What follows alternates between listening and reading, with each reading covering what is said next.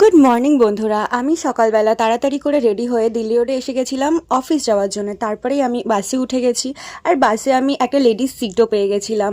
তারপরে আমার ওখান থেকে ডাইরেক্ট বাস পাইনি, হলদিরামে এসে দেখি একটা গাড়ি ডুবে যাচ্ছে।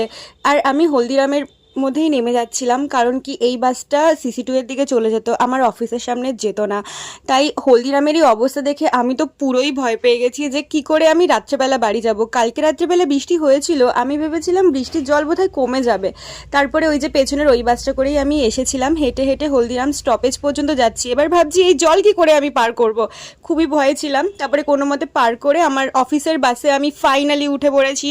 তারপরে আবার এই বাসে করেই যেতে যেতে দেখি আমার তেঘড়িয়ার একটু পরেই যে জোড়া মন্দির আছে সেখানে এত জল জমে গেছে, মানুষ কি করে অফিস যাবে। এইভাবেই করতে করতে আবার একটা অটোয় করে আমি পৌঁছে গেছি কোনোভাবে অফিস। কতগুলো যে আমার ভাড়া যায়। তারপরে দেখি দাদা দেখা করতে এসছে আমাদের সাথে, আর আমি বাইরে দাঁড়িয়ে দাঁড়িয়ে দেখছিলাম, কারণ সবাই তো একসাথে দেখা করতে পারবো না।